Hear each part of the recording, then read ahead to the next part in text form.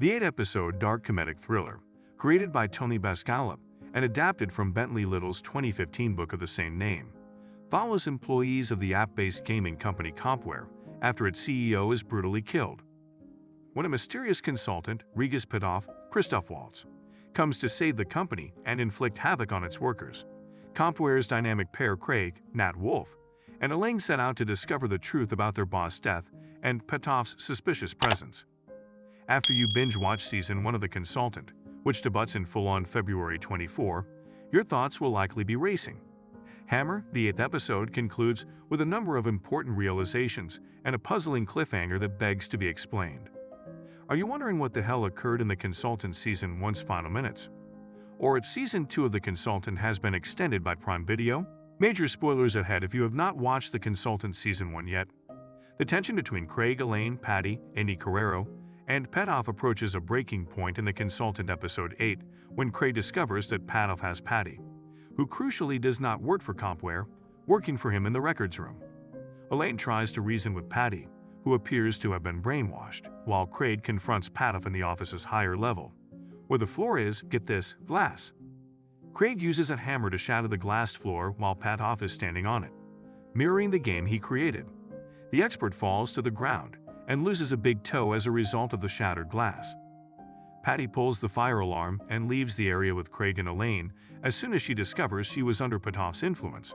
Just when we believe Petov will be apprehended, we notice a path of bloody footprints in the office, indicating that he escaped before the police arrived.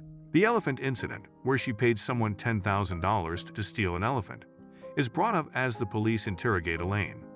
They should get in touch with the consultant who began working for Compware.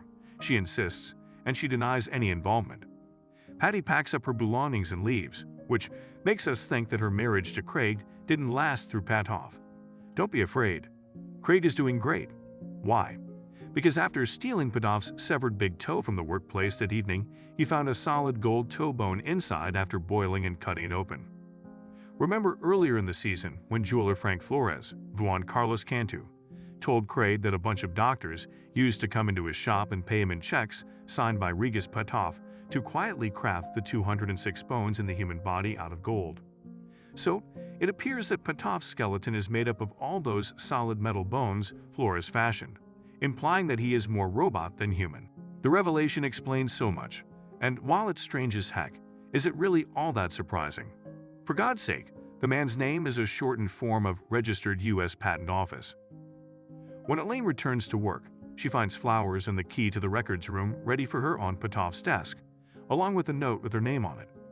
Despite the big blowout between Craig and Petov, the consultant dares return to the workplace one last time.